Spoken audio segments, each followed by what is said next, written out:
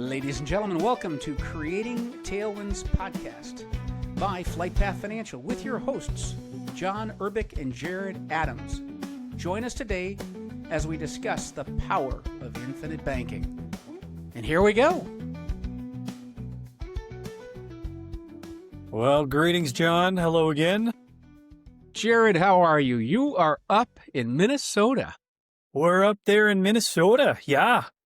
All right. It's cold as can be up here. The missus showed up and she couldn't understand how people even live up here with all this cold. I didn't think it was that bad. I figured they were going to haul you off into law enforcement up there these days. Gosh, how you holding up? Doing good. And we're making it work. I'm up here to investigate some possible investment properties. I hear there's some real good daycares and some other places up here that were formerly run by a different persuasion, of which there's some awesome investment opportunities now. Oh my gosh, I hear the ROR on those things is phenomenal. No money down. Oh my gosh. You can get the government to pay all the money. It's great ROR. And put me in. Throw me in that briar patch. That's right. Oh my gosh. Well, what have we got in store here for the new year? I know some of our, our generic mindset here is just kind of reevaluating what the new year brings, getting excited for 2026. Obviously, a lot of new changes when the new year starts, but good things ahead and looking up. I'm excited for what the year's going to bring. I'm very optimistic about 2026. I just think when you have so many changes, so many dramatic things happening, that's going to create a lot of opportunities. And opportunities are met when you have the capital to meet them. And I think that we are uniquely positioned to help people. And we had a discussion about how do you implement IBC? What does that look like? Where does the rubber meet the road? Yes. And I thought it was an excellent idea of yours to talk about some of those things. Sure. Everybody maybe just a little groundwork to help us walk into the new year. One of the things that really helped me just kind of recenter what the goal is for the year for 2026 was just the reminder that we finance everything. I mean, it's easy to just say, oh, I'm going to just pay cash for that. Well, when you pay cash for that, your finance cost is the interest you've given up that you could have received elsewhere. So everybody understands real easy what it looks like if you pay the bank their financing fees.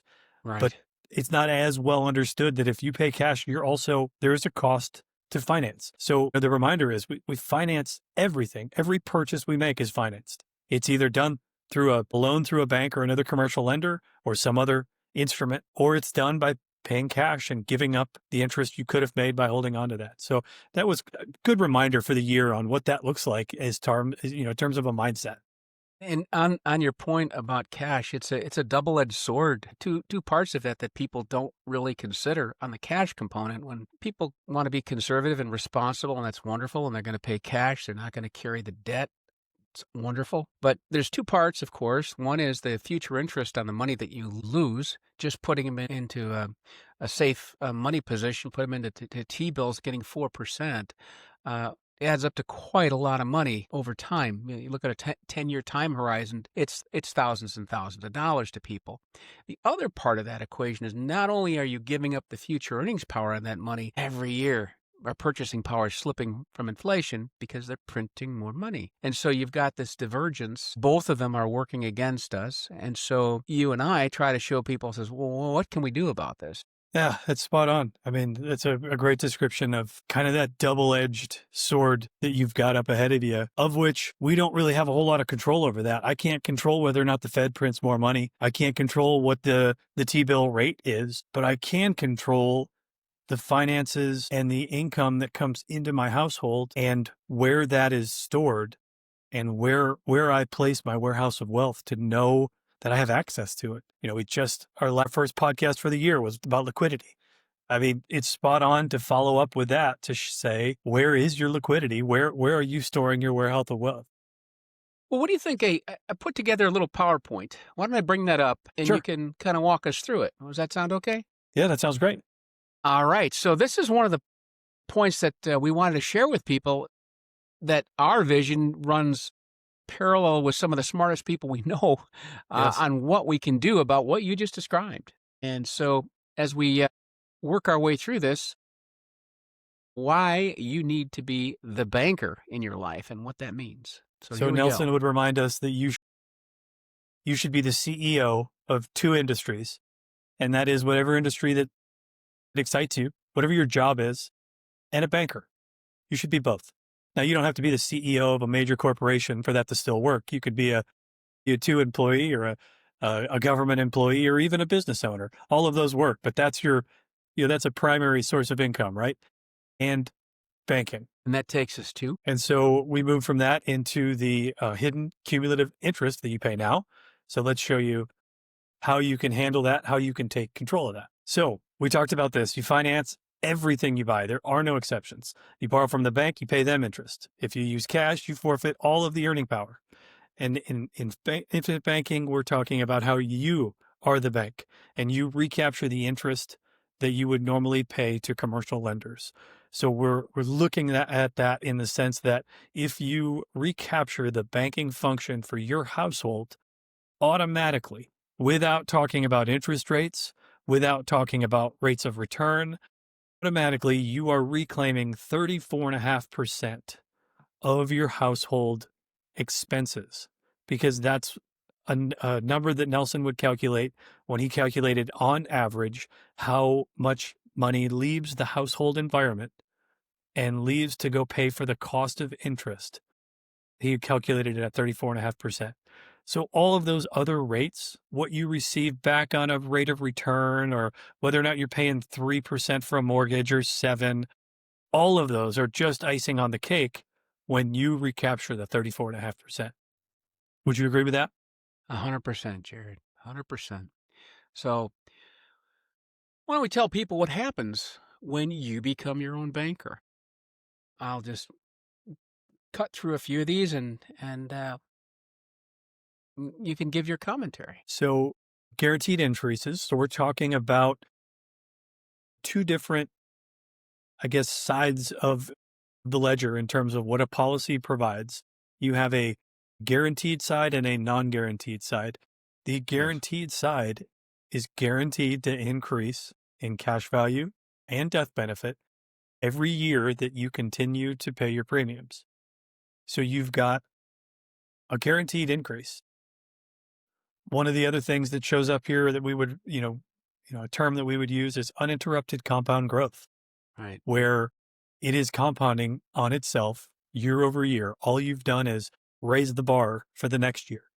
They can't take that back and go, well, we're gonna pull that back down, or we're gonna back that down a little. Everything is continually increasing year over year. You don't have to worry about a down cycle where you lose 50% and have to start back over. There's a part of this that I think is worth emphasizing too. It's we're using the money. So you take a policy loan out. Any place else in the world where you take money, you don't have access. That money is gone from that place within an IBC, the confines of an IBC contract or structured contract. That money never leaves your policy, never. It's just there's a collateralized lien against it. That's And right. so you're using this money actively, aggressively, as little or as much as you want, and it has no impact on the cash value because it's going to grow regardless of the usage of that collateralized lien, which are the monies that you pull from the collateralized lien against your cash values. Yes. Extremely powerful concept that it just does not apply anywhere else. CDs, the money comes out of a CD, a bank account, even out of some people use a HELOC. There's so many other considerations there to contend with. This is guaranteed, and then you can access this money. It's hugely Yeah, powerful. I would say, the HELOC and the security backed line of credit, those are kind of similar products in terms of, it's got a backing to it and you can borrow from it. And as you replenish it, you can borrow again. So there are some similar types of setups on there, but you lose a lot of control and there's other things you give up through that process that we think using a whole life of vanilla whole life product is a better choice than the other alternatives. And maybe we could do a podcast just doing a comparison of each of those different credit facilities and Sure. show where the differences lie, and they're pretty significant. Sure. This is a big one. Nobody really talks about. It's not part of what we do, but it's embedded in there. Sure. About 70, we talked about this before, that 70% of the people who are on disability using a Medicare coverage, their long-term care benefits do not cover non-skilled services. And that's the lion's share of where that expense is. This is a place that you could go to fund those expenses if you needed it. And Quite just for important. a point of clarity, it's not long-term care. We put it in there because it can be used as that, right? But it's basically access to a early portion of the death benefit. I guess we technically can't call it long-term care, but it is very similar to that in the sense that you're accessing your capital to pay for your care at any time in your years. Yeah, a long-term care policy would be a separate policy, That's but right. this is a long-term care-esque benefit. It Yep. shares Yep. many of the properties, but it is not a long-term care policy. You're spot on there, Jared. Yep. Yep. Just point of clarity there so we don't Nope, get ripped apart excellent. in the comments. Yep, fair enough. Can't lose money.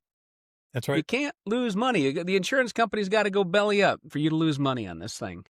So the probability of the highest hanging fruit out there going under when they've been around for over 100 years, paying a dividend on top of it for those 100 plus years is pretty remote. But no, if you pay your premium, you carry the policy. It's a private contract.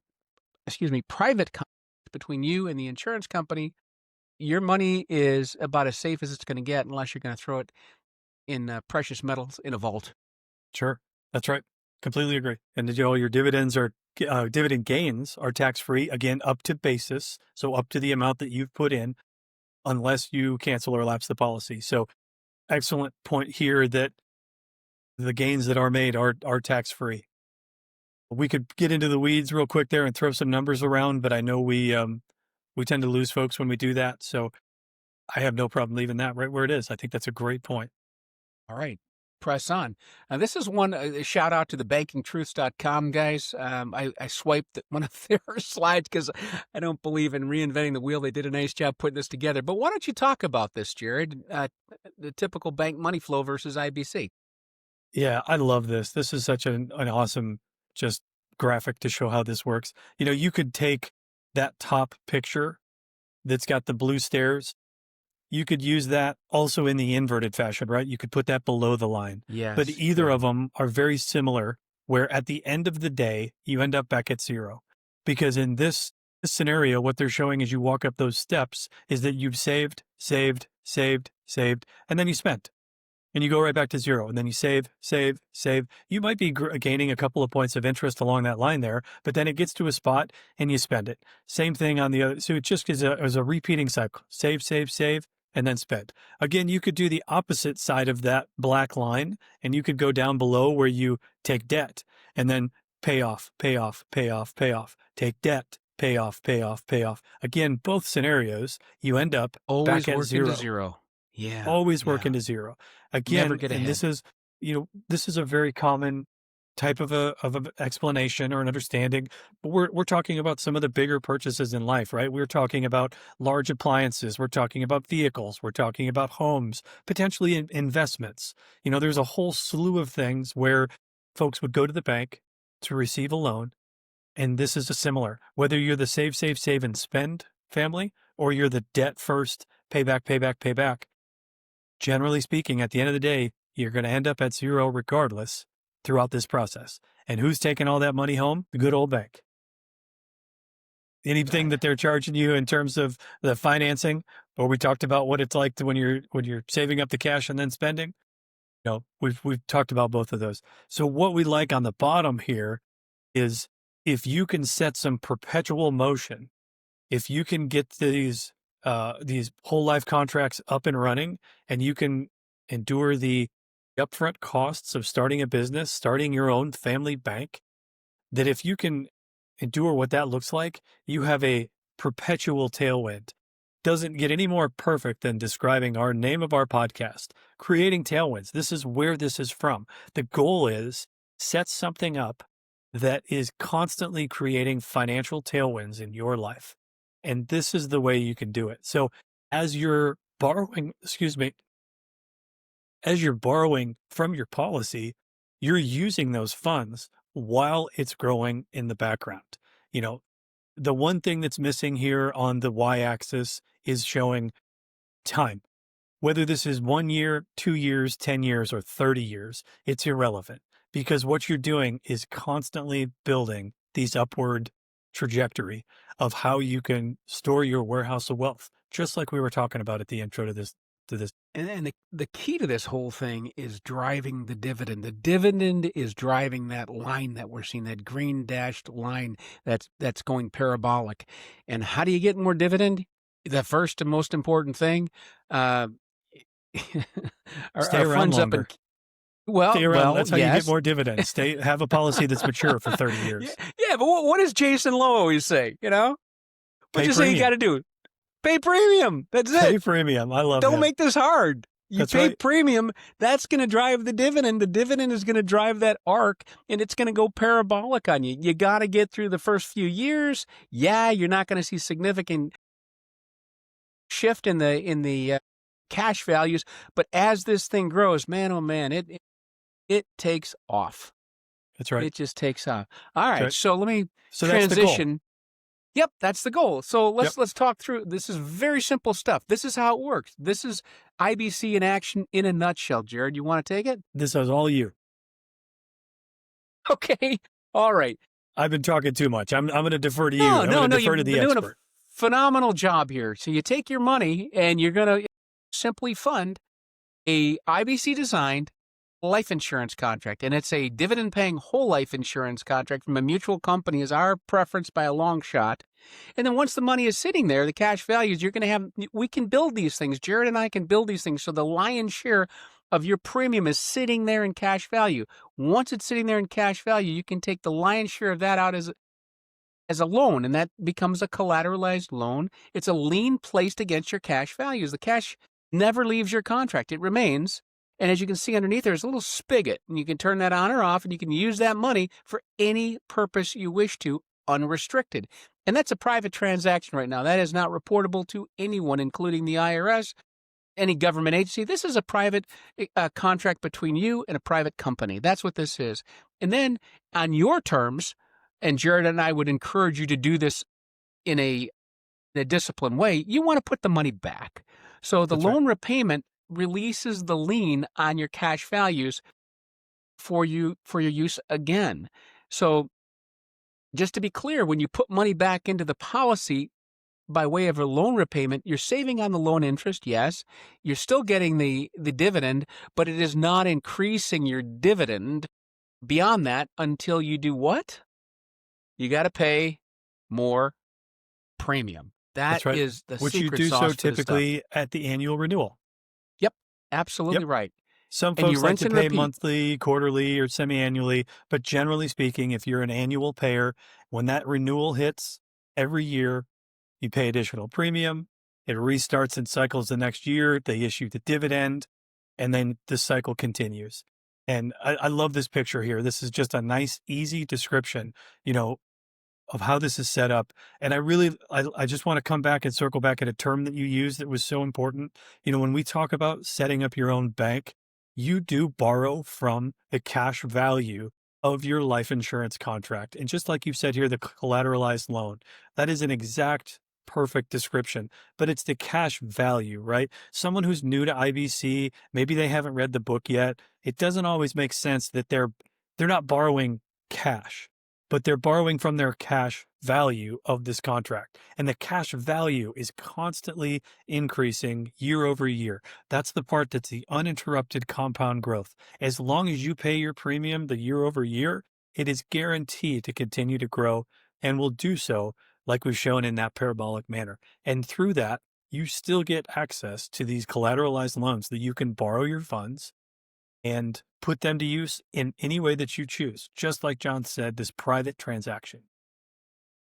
Oh man. So we launch into 2026 and we start off with a nice simple message of the reminder that you finance everything. And yes. the question is, are you controlling where you're saving? Are you controlling your warehouse of wealth in a place that you can recapture that interest and have absolute control over your warehouse of wealth? Well said. Well said. Yeah. I mean, you got to put your money somewhere. Take a That's look at right. take a look at where you're putting your money. I think, Jared, you and I would find that, and we do find that most people have very leaky buckets with their money. They dump it in there and it's going out in all directions. And in the digital age, gosh, we're spending money and we don't even know we're spending it. Those 5, 7, $12 charges that keep reoccurring in our bank statement, we've long forgot about them, and we're too busy to do an audit on our account. We're not going back.